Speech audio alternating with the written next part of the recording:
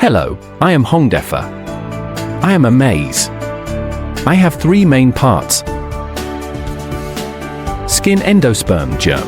I can be milling to maize meal, becoming the staple food of many countries.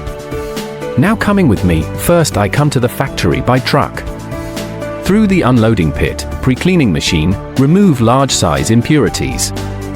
I sleep in the silo for some months. The temperature and moisture degree can be adjusted for me. I come to the clean sifter, distoner, magnetic separator, take out the impurities like stone, iron.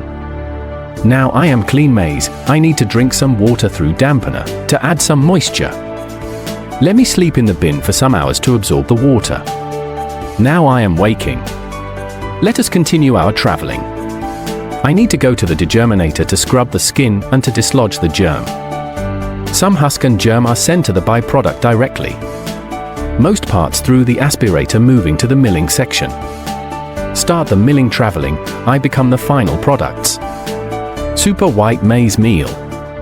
Then you can making fufu, ugali with me. Now my traveling is ending. Do you plan to have Hongdefa machine? Call me.